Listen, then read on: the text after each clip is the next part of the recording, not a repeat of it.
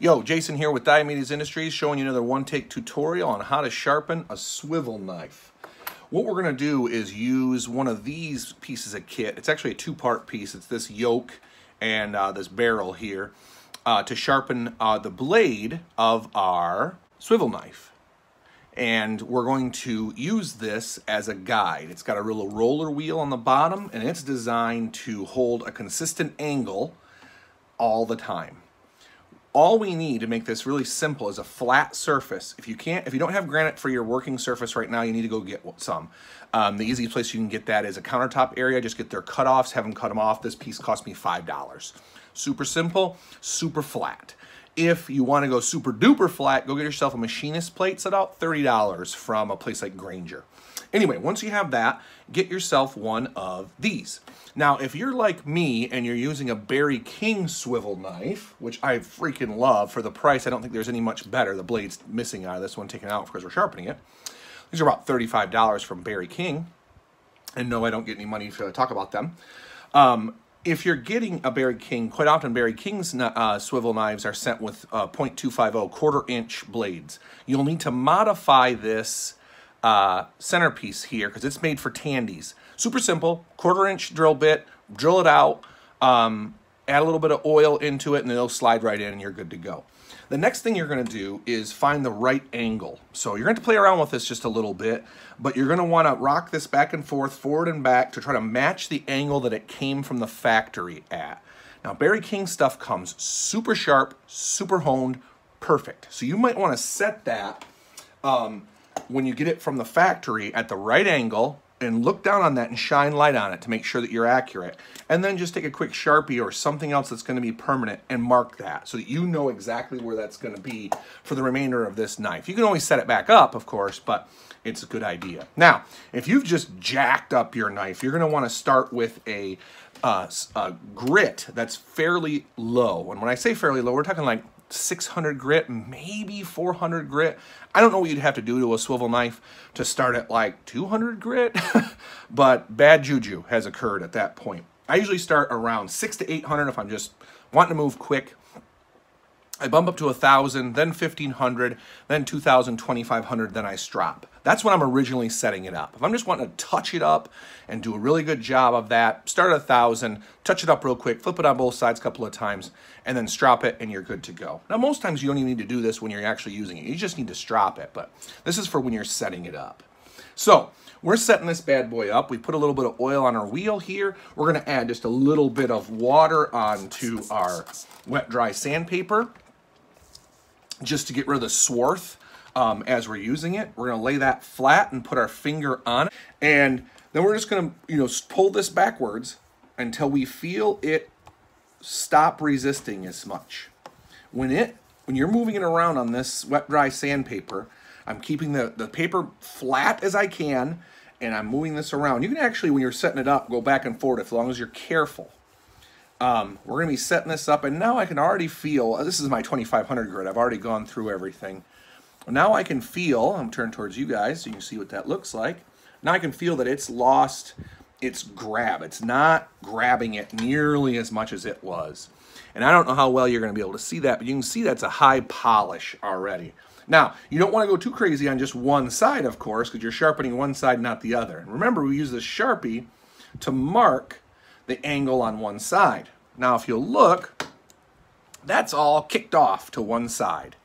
So I want to spend a minute, loosen up that little set screw, and make sure that that's lying flat. Then I'm going to do the same thing on the other side. I'm just polishing and knocking the wire burr off, the wire edge off. When I finish that up, I'm going to do a little bit of a stropping action, back and forward, or just back, I should say. And as long as I've done that back and forth, you should be able to see the high polish that is on that swivel knife blade. Now, the last thing that we're going to do is use a strop. Now, I just built, this is a big strop. You don't need a strop this big. All you really need is a piece of leather with a little bit of sharpening compound rubbed on it, and you're going to be good to go. But I've got a big one here for doing knives, head knives, all sorts of other stuff. So I've already got this set up. Then I'm going to continue this stropping action on this piece of leather. And it's not going to take much. You know, 5, 10 strokes, take a look at it. This thing is already just super high polish. And you don't want to put a ton of weight, pressure behind this swivel knife blade because you'll end up rounding the edge. And so just a little bit of pressure,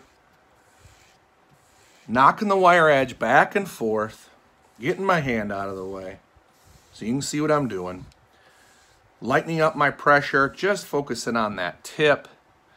And there you go, it is super sharp. Now, if I was getting super anal, which I do, I'm gonna switch this over to, and I'm using my marks again, so I know I'm basically right on the money. Now, this one's gonna be a little off, it's kicked off. So I spend just a second trying to get that as flat as I can. And then very light pressure again. This is green compound, which for me is a higher grit compound, less polishing action, not as strong, taking away less material, however you want to say that.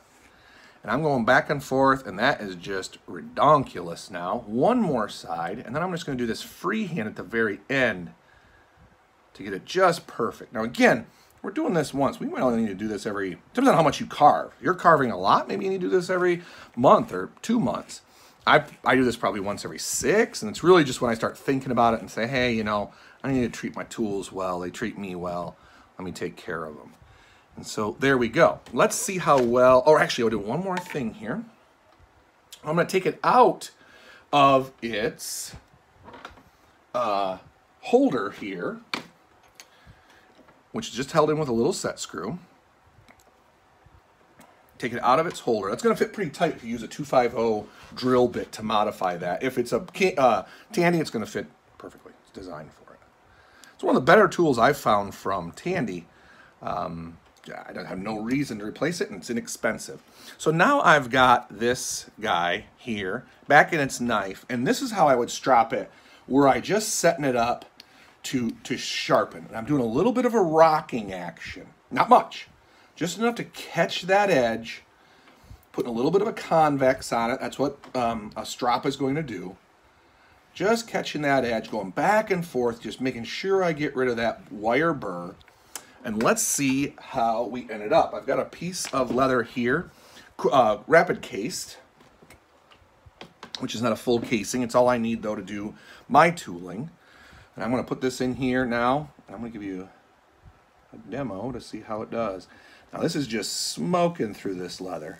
So I can tell my knife was dull, and I guess I just didn't realize how dull it had gotten. This is another reason to sharpen it. It's moving faster than I've had it move in a long time. I'm going to make the second cut just to show you. Yeah, it's silly fast. What you're hearing is my pinky go along the edge here as sort of an edge guide. Turn that around and catch that end just to make sure my cuts are even. And that's it. This thing is razor sharp if you wanted to. If you wanted to. You could grab just a piece of bare leather, no compound, and go back and forth. It's going to have just enough abrasive on its own to do the final polishing. And there you can see that edge. That is just a ridiculous edge now. This should be good to go with just stropping for a very, very long time. All right, this is Jason with Diomedes Industries. Check me out on www.diomedesindustries.com. That's www.diomedes, D-I-O-M-E-D-E-S, industries.com. Check out all my leather goods over there, or check me out at fiddlebackoutpost.com. All my sheaths, I carry about 30 different brands there, are there. You can support me, you can buy a knife, you can buy a sheath, you can do whatever you'd like. Until the next one-take tutorial, I'll see y'all later.